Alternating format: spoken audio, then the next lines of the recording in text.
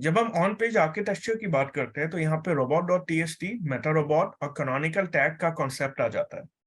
अगर मुझे किसी पेज को हाइड करना है, गूगल को नहीं दिखाना है, या मैं नहीं चाहता हूं कि गूगल मेरे किसी पर्टिकुलर पेज को रीड आउट करे या फिर इंडेक्स करे अपने गूगल प्लेटफॉर्म पे, तो उसके लिए ऑन पेज आर्किटेक्चर यूज होता है। ऑन पेज आर्किटेक्चर में पहला टॉपिक है robot.txt। A robot.txt is a search engine crawler URL that crawler can access on your site। जैसे ही गूगल का बॉट आपकी वेबसाइट पे आएगा वेबसाइट को रीड करने के लिए, तो सबसे पहले वो आपकी वेबसाइट में सर्च करता है एक यूआरएल। इस यूआरएल का नाम होता है ये /robot.txt। अब यहाँ पे अगर हम बात करें robot.txt, तो ये एक सिंपल टेक्स्ट फाइल होती है।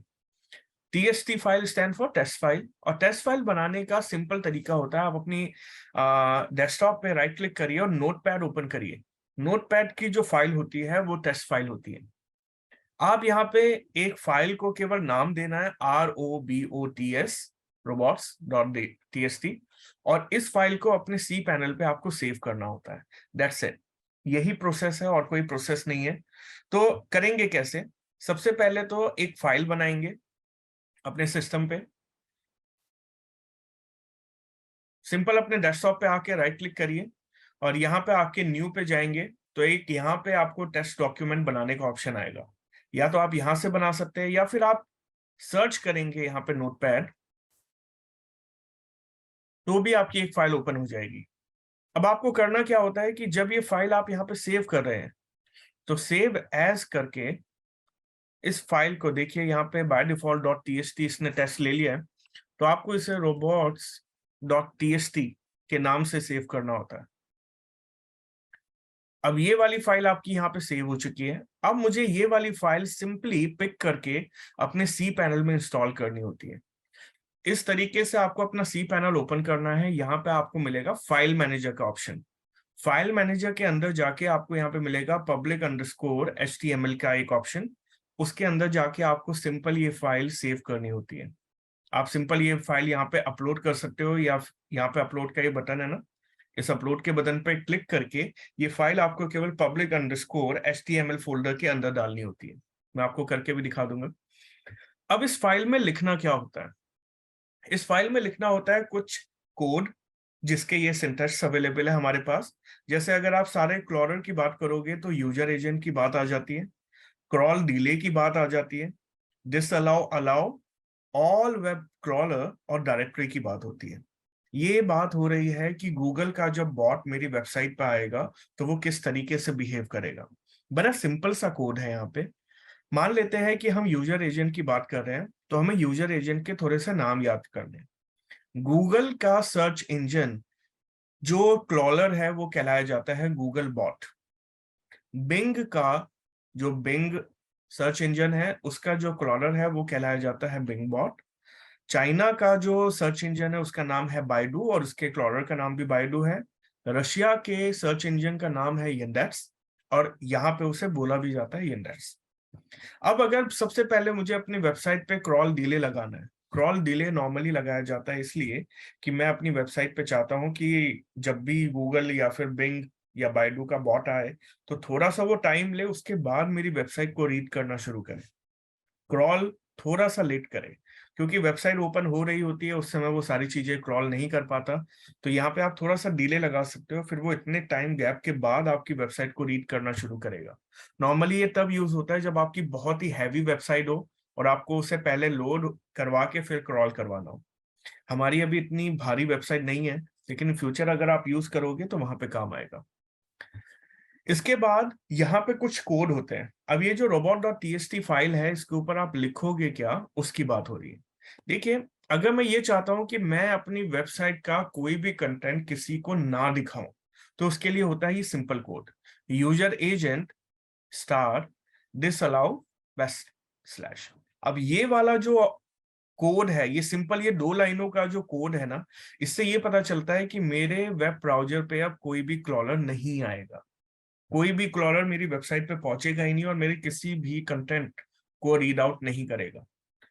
इसके बाद ऑप्शन होता है कि अगर अलाउ करना है तो क्या करेंगे। तो यूजर एजेंट स्टार का साइन एंड दिस अलाउ अगर ब्लैंक छोड़ेंगे तो अलाउ हो जाता है। दिस अलाउ को अगर आप ब्लैंक छोड़े या अलाउ को आप यहाँ पे लगा दे तो यहाँ पे वो बॉट अलाउ हो जाते हैं। बाय डिफॉल्ट आपकी वेबसाइट पे ये सारे वेब क्रोलर अलाउड होते हैं। अब अगर मैं यहाँ पे बात करूंगा कि मैं नहीं चाहता हूं कि गूगल का बॉट मेरी वेबसाइट पे आए और मेरा कॉन्टैक्ट पेज देखे, तो उसके लिए ये वाला कोड आ जाएगा। यूजर एजेंट कौन से वाला? Google bot. मैं उसे डिस अलाउ कर रहा हूं क्या? कॉन्टैक्ट। अब यहाँ पे बाकी सारे बॉट मेरी वेबसाइट पे आएंगे, सारा पेज देखेंगे, लेकिन गूगल को मैं अपना ये पेज नहीं देखने दूंगा। नाउ अभी तक हमने बात करी robot.txt की। अब यहाँ पे बात आ रही है मेटा रोबोट। ये है सेकेंड नंबर ऑफ टॉपिक। हम पढ़ रहे हैं यहाँ पे, ये कवर कर रहे हैं ना हम ऑन पेज आर्किटेक्चर। तो पहला पॉइंट robot.txt फिनिश हुआ। अब हम आ गए हैं मेटा रोबोट पे। तो जब मेटा रोबोट की यहाँ पे बात हो रही है तो मेटा रोबोट इंक्लूड होते हैं इंडेक्सिंग के लिए। यहाँ पे जो मेन डिफरेंस है ना वो है इंडेक्सिंग। जब हम किसी वेबसाइट को यहाँ पे इंडेक्स करवाते हैं उसके लिए मेटा रोबोट यूज होते हैं। कैसे? मान लेते हैं कि मेरी यहाँ पे कोई वेबसाइट है, अब मैंने उसे क्रॉल करवा लिया, लेकिन मैं नहीं चाहता कि उसे गूगल के ऊपर लिस्ट करूं। तो यहाँ पे जो कॉन्सेप्ट आता है वो आता है इंडेक्सिंग वाला। तो यहाँ पे कोई कोड नहीं होता है एज सच, यहाँ पे केवल आपको कॉन्सेप्ट पता होनी चाहिए। इंडेक्सिंग का मतलब होता है allow search engine to add the page to their index. यहाँ पे क्रॉल की बात नहीं हो रही है, यहाँ पे इंडेक्सिंग की बात हो रही है कि गूगल मेरी वेबसाइट का एक पर्टिकुलर पेज अपने पास सेव करेगा या नहीं। अब इसमें डिफरेंस समझिए। हो सकता है आप गूगल को किसी पेज को रीड करने के लिए बोलो लेकिन उसे इंडेक्स करने के लिए ना बोलो। हो सकता है कि आप क्रॉल करने के लिए भी मना करो और इंडेक्स करने के लिए भी मना करो। तो ये दोनों कॉन्सेप्ट अलग अलग चलते हैं। तो यहाँ पे कॉन्सेप्ट आता है इंडेक्सिंग और नॉन इंडेक्सिंग। मैं यहाँ पे सर्च इंजन को अलाउ नहीं करता मेरे पेज को गूगल पे डालने का। इसके बाद यहाँ पे ऑप्शन आता है नो इंडेक्सिंग, डिस अलाउ करना सर्च इंजन को कि मेरे किसी भी पेज को आप अपने प्लेटफॉर्म पे इंक्लूड ना करें। ये होता है इंडेक्स और नॉन इंडेक्स। इसके बाद यहाँ पे एक और कॉन्सेप्ट आता है जिसे बोलते हैं फॉलो और नो फॉलो। मैं अपने ब्लॉग पे बहुत सारे एंकर टेक्स्ट बनाऊंगा, तो मैं यहाँ पे ये डिसाइड कर सकता हूँ कि वो सारे लिंक फॉलो बने या नो फॉलो बने। अब ये फॉलो नो फॉलो का मतलब ये होता है कि जब भी गूगल क्रॉल करेगा मेरे ब्लॉग को, तो जितने भी वहां पे एंकर टेक्स्ट या परमालिंक मैंने बनाए हैं, गूगल उन सारे परमालिंक पे भी विजिट करेगा। उसे बोला जाता है follow back link, follow link. ठीक है। और अगर आप चाहते हो कि उन लिंक पे गूगल का बॉट ना जाए तो उसे बोलते हैं नो फॉलो लिंक। अब ये फॉलो नो फॉलो का कॉन्सेप्ट आपको आगे चल के ऑफ पेज एसईओ के अंदर क्लियर हो जाएगा जब हम बैकलिंक बनाना सीखेंगे। फिर यहाँ पे ऑप्शन आता है नो इमेज इंडेक्स। मैं नहीं चाहता हूं कि मेरी कोई भी इमेज यहाँ पे इंडेक्स हो, गूगल के पास सबमिट हो। फिर ऑप्शन आता है नो स्निपेट। मैं नहीं चाहता हूं कि गूगल मेरी कोई भी मेटा डिस्क्रिप्शन दिखाए जब वो मेरा लिंक वहां पे दिखा रहा हो। तो मेटा डिस्क्रिप्शन अगर आपको हाइड करना है तो भी पॉसिबिलिटी है। फिर यहाँ पे ऑप्शन आता है no archive. No archive is directly, जो नो आर्काइव का कॉन्सेप्ट है ना वो आपके कैशे फाइल से रिलेटेड है।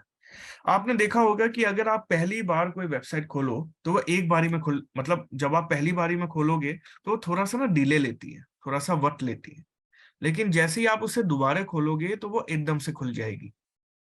तो पहली बार जब आप किसी वेबसाइट को लोड करते हो, अब ओपन करते हो, तो वो थोड़ा सा ना प्रोसेसिंग टाइम लगाएगा, थोड़ा सा वहां पे वो लोड होने में टाइम लगेगा। लेकिन जब वो दोबारा होता है तो वो एक्चुअल में फाइल अपलोड नहीं होती है उस समय वो एक कैशे फाइल, एक ब्लूप्रिंट, एक स्क्रीनशॉट होता है वेबसाइट का जो आपको दिखा दिया जाता है। और जितनी देर आप वो पेज को देख रहे होते हो इतनी ही देर में बैक एंड पे वेब पेज ओपन हो जाता है। जब आप यहाँ पे कोई वेबसाइट बनाओगे तो उस वेबसाइट को अगर कोई भी ओपन करे ना तो ओपन होने में टाइम लगता है, 5 या 10 सेकेंड शुरुआत में जब पहली बार ओपन करोगे, क्योंकि उस वेबसाइट पे बहुत सारे इमेज होते हैं, बहुत सारा कंटेंट होता है, इतनी सारी चीजों को अपलोड होने में टाइम लगता है। तो आराम से एक आदमी के 5 से 10 सेकेंड अगर लोड होने में लग गया तो टाइम निकल जाएगा। तो हमारे ब्राउजर में, गूगल का ही ब्राउजर हम यूज करते हैं ना, वहां पे आपने नाम सुना होगा बार बार, कैशे फाइल, कैशे फाइल। तो एक्चुअल में होता क्या है कि उस वेबसाइट का एक स्क्रीनशॉट कैशे फाइल के तौर पे आपके ब्राउजर में सेव हो जाता है। अब जब दोबारा आप ओपन करते हो तो वो जो स्क्रीनशॉट वाला होता है ना, जो एक ब्लूप्रिंट होता है या उस पेज का स्क्रीनशॉट होता है, वो अपलोड हो जाता है। वो अपलोड होने में 1 सेकेंड लगाता है, क्योंकि पहले से ही आपके ब्राउजर में सेव है। तो एक तरह से जो वेबसाइट का ओवरले है ना, वो आपके ब्राउजर में सेव हो जाता है। अब जब आप उसे ओपन करते हो तो स्क्रीनशॉट तो 1 सेकेंड लगाएगा ओपन होने में, वेबसाइट ओपन होने में 5 या 10 सेकेंड लगाएगी। तो जितनी देर में आप वो स्क्रीनशॉट देखते हो, आप उसके अंदर सिलेक्शन करते हो, उसे स्क्रॉल करते हो ऊपर नीचे, इतनी देर में एक्चुअल वेबसाइट लोड हो जाती है और लाइव हो जाती है, आपको दिख जाती है। तो कैशे फाइल हेल्प करती है हमारे सर्फिंग या फिर ब्राउजर एक्सपीरियंस को अच्छा करने के लिए। अब हर बार मुझे वो 5-10 सेकेंड का वेट नहीं करना। जैसे ही मैं वहां पे नाम डालूंगा, पेज ओपन हो जाएगा। पेज ओपन होके अगर मुझे वहां पे कुछ भी रीड आउट करना है, मुझे देखना है, जैसे नंबर लिखा हुआ था होम पेज पे या बॉटम में आके कहीं पे कोई इन्फॉर्मेशन लिखी हुई थी, तो वो इन्फॉर्मेशन मैं एकदम रीड आउट करूंगा। और जितनी देर में मैं उसे स्क्रॉल कर रहा हूँ ऊपर नीचे, इतनी देर में तो 5 सेकेंड ऐसे हो जाएंगे ना, इतनी देर में वेबसाइट भी लोड हो जाएगी पूरी की पूरी। तो आदमी को फील नहीं होता कि ये वेबसाइट स्लो है, इसलिए होती है कैशे फाइल। यहाँ पे कॉन्सेप्ट चलता है डायनेमिक और स्टैटिक वेबसाइट का। तो अगर डायनेमिक वेबसाइट है तो उसमें मैं यहाँ पे लगाऊंगा नो आर्काइव। मैं उसकी कैशे फाइल सामने वाले के ब्राउजर में सेव नहीं होने दूंगा। और अगर मेरी है स्टैटिक वेबसाइट, हमेशा वही पेज ओपन होना है, हमेशा वही कॉल टू एक्शन, वही लिंक, वही इमेज, तो मेरी होगी स्टैटिक वेबसाइट। अब मैं क्या बोलता हूँ गूगल से कि मेरी वेबसाइट कोई भी ओपन करे तो उसके ब्राउजर में सेव करवा दो।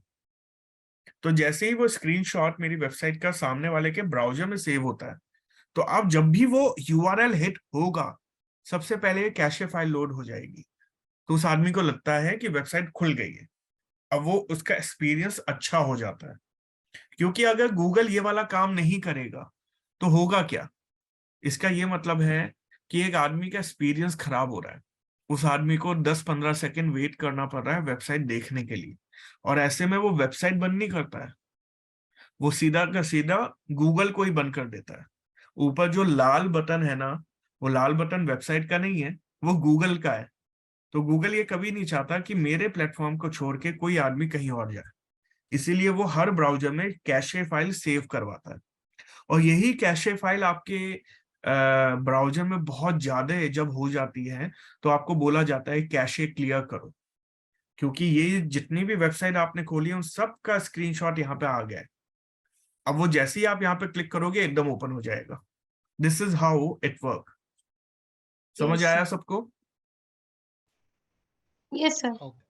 तो ओके। ये क्या ये कुकीज सेटिंग वाला जो ऑप्शन होता है ये बिल्कुल वैसा ही बिल्कुल है, वही। सिमिलर? कुकीज, कुकीज अलग होती है। Cookies are use to collect information, cache are use to collect the screenshot of a page.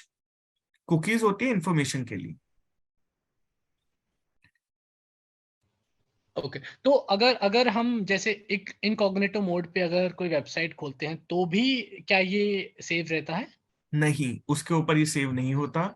Incognito mode हम इसीलिए यूज करते हैं ताकि ये कैशे फाइल सेव ना हो पाए। अब आप देखो, ये वाला कॉन्सेप्ट मैं आपको अच्छे से समझाता हूँ। हम इनकॉग्निटो मोड पे वो वाली वेबसाइट ओपन करते हैं जिसे हम नहीं चाहते कि हमारी रिकमेंडेशन में फ्यूचर में दिखे। Right everyone? यस। तो उस इनकॉग्निटो मोड में इनकी कैशे फाइल सेव नहीं होती है, इसलिए अब हम अपने ब्राउजर को यूज करेंगे तो वो वाली फाइल ओपन होती नहीं है, सजेशन में ही नहीं दिखेगी, इसलिए इनकॉग्निटो मोड है। ठीक है? ओके।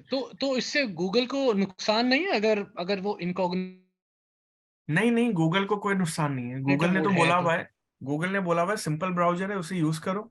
अगर यूज नहीं करना चाहते हो तो एक ऑप्शन दे दिया है, प्राइवेटली सर्व करो, जहां पे आपकी फाइल सेव नहीं होगी, जो भी वहां पे आप नहीं तो डालोगे। इन इन मोस्टली मोस्टली अगर इनकॉग्निटो मोड जो भी यूज करते हैं, तो फॉर एग्जांपल मैं एक बहुत सिंपल एग्जांपल देता हूँ। सो अगर फॉर एग्जांपल आप ट्रैवल कर रहे हो कहीं पे भी, राइट?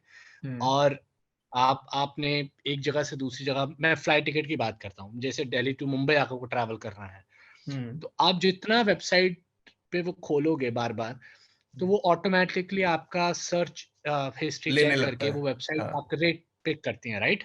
राइट। और मोस्टली लोग इनकॉग्निटो मोड पे वो चूज करते हैं, वो इनकॉग्निटो पे ताकि वो इसलिए चेक करते हैं ताकि वो बार बार पिक ना करे। एक्चुअल में क्या होता है ना, एयरलाइन टिकटिंग में प्रॉब्लम ये होती है कि अगर आप मल्टीपल वेबसाइट पे जाके या सेम वेबसाइट पे भी जाके अगर बार बार एक ही चीज सर्च करोगे ना, तो उसका प्राइस हाइक हो जाता है। On the basis of search कर चलती है ये वाली वेबसाइट। डायनेमिक वेबसाइट होती है, ये तो आपको पता है, जी। राइट? तो ऐसे में क्या आता है कि जिस पर्टिकुलर सेक्टर की डिमांड हाई होती है, जहां पे सर्चेस बहुत सारी हो रही होती है, आप बार बार सर्च करोगे दिल्ली मुंबई दिल्ली मुंबई दिल्ली मुंबई, तो बार बार सर्च में आएगा वहां पे दिल्ली मुंबई। तो वो दिल्ली मुंबई का जो सेक्टर है ना, वो हॉट सर्च में आ जाता है, और फिर वहां के प्राइस हाइक होने लगते हैं। तो जो एक्सपर्ट होते हैं ना, वो इनकॉग्निटो में ओपन करके बार बार देखते हैं। नहीं, तो मैं वही पूछ रहा था आपसे, तो फिर आर्काइव मोड का मतलब ही, मतलब ऑप्शन ही क्यों गूगल ने दिया हुआ है कि अगर वो सेव ही करना है उसको, और वहां पे वो दूसरा डायनेमिक ऑप्शन दे वेबसाइट के रहा है लिए। कॉग्निट डायनेमिक वेबसाइट के इनकॉग्निटो लिए। मोड। नहीं, अच्छा, वो सिर्फ डायनेमिक डायनेमिक वेबसाइट। वेबसाइट के हाँ लिए। हाँ हाँ हाँ, जैसे आपकी डायनेमिक वेबसाइट है तो आप नहीं चाहते हो ना मेरा ब्लूप्रिंट वहां पे सेव हो, मेरा स्क्रीनशॉट वहां पे सेव हो। कोहली अगर बैटिंग कर रहा है 40 पे, कोई आदमी दोबारा खोले तो वो 40 पे ना दिखे। इसलिए हम यहाँ पे नो आर्काइव कर देते हैं अपनी वेबसाइट को या वेब पेज को। ठीक है। Okay, okay, okay. ऑप्शंस है, मतलब एसईओ जब आप कर रहे हो तो आप इस समय, हम बिल्कुल डीप में जाके पढ़ रहे हैं, इन सारे ऑप्शन का आपका कोई यूज नहीं है आने वाले टाइम में। आप कोई भी वेब पेज को नो आर्काइव नहीं करोगे, आप यहाँ पे किसी को भी नो इंडेक्स नहीं करोगे, आप यहाँ पे robot.txt का इस्तेमाल भी नहीं करोगे।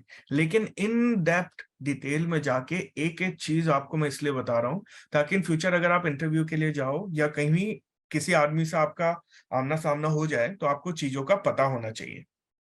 ठीक है। जी, नाउ, थैंक यू। अब जब हम आगे चलते हैं तो एक और कॉन्सेप्ट आता है यहाँ पे, कैनोनिकल टैग। ये कोई बहुत बड़ा कॉन्सेप्ट नहीं है। ये कॉन्सेप्ट यूज होता है, मान लेते हैं कि हमारी यूआरएल को मल्टीपल नाम से पुकारा जाता है। आप इससे, कोई आदमी ऑनलाइन लिख दे https abc.com, कोई आदमी लिख सकता है http विदाउट एस लिखा हुआ है, देखो यहाँ पे विदाउट एस लिखा हुआ है नीचे, तो भी मेरी वेबसाइट खुलेगी। HTTPS के साथ www लगा के खोलोगे तब भी वेबसाइट खुलेगी, और HTTP के साथ www लगाओगे तो भी वेबसाइट खुलेगी। अब ये जितने भी लिंक है, ये सारे लिंक मेरी वेब पेज को ही ओपन करते हैं। तो गूगल कभी कभी कंफ्यूज हो जाता है कि कौन से यूआरएल को प्राइमरी यूआरएल बनाऊं और उसी के ऊपर आपकी डोमेन अथॉरिटी बिल्ड करो। इसे बोला जाता है canonical tag. By default multiple URL को एक यूआरएल की तरफ रीडायरेक्ट कर दिया जाता है, जो यहाँ पे आप सबसे ऊपर देख रहे हो https abc.com। जैसे आपकी वेबसाइट होगी https ये बाय डिफॉल्ट होता है, और हमें यही चाहिए होता है, तो इसको हमें ज्यादा चेंज करने की जरूरत है नहीं। तो ये बड़ा ही एक छोटा सा ऑप्शन है, जस्ट फॉर द इंफॉर्मेशन। कभी अगर इंटरव्यू में पूछा जाए कैनोनिकल टैग क्या होते हैं, कि identifying a particular link and eliminating the duplicate and similar page, ये होता है कैनोनिकल टैग। जैसे यहाँ पे लिखा हुआ है ना, डुप्लीकेटिंग और similar page under different URL, तो डुप्लीकेट यूआरएल को इग्नोर करते हुए एक प्राइमरी यूआरएल पे सारा फोकस करना, इसे बोलते हैं कैनोनिकल टैग। ठीक है। अब इसके बाद यहाँ पे एक और कॉन्सेप्ट आता है 301 302 रीडायरेक्शन का। 301 302 रीडायरेक्शन होती है मेरे वेब पेज को किसी और वेब पेज पे रीडायरेक्ट कर देने की। एग्जाम्पल के तौर पे आप सब लोगों ने वेबसाइट बनाई है, अब आप वहां पे कोई एक पेज बना के बैठे हो जिसका नाम है अफिलिएट मार्केटिंग। उस पेज के ऊपर आपने अच्छा एसईओ किया है, बहुत अच्छा। जो आपने एसईओ किया है वो इसलिए किया है कि मेरे उस वेब पेज पे काफी ट्रैफिक आए। अब अचानक आपका मन बदल गया है। अब आप कह रहे हो कि नहीं, मुझे ये वाला एफिलिएट मार्केटिंग वाला काम नहीं करना है और मैं ये बंद करूंगा। तो अगर उस एफिलिएट मार्केटिंग वाले पेज का एसईओ बहुत अच्छा हुआ होगा, जिसपे बहुत सारा ऑर्गेनिक ट्रैफिक आ रहा है, तो उस पेज को बंद करने की जरूरत नहीं है। यहाँ पे उस पेज को आप रीडायरेक्ट कर सकते हो किसी और पेज पे। तो जितना भी बैकलिंक बना हुआ ट्रैफिक उस पेज ए पे आ रहा होगा, वो यहाँ पे पेज 2 पे चला जाएगा। अब ये जो रीडायरेक्शन होता है, ये होता है टेम्परेरी एंड परमानेंट। 301 होता है परमानेंट डायरेक्शन, कि परमानेंटली पेज बंद हो गया है। और अगर कोई टाइम पीरियड के लिए पेज बंद हुआ है, तो यहाँ पे होता है टेम्परेरी रीडायरेक्शन। तो इस हिसाब से आप यहाँ पे ट्रैफिक को रीडायरेक्ट कर सकते हो। These are the terms.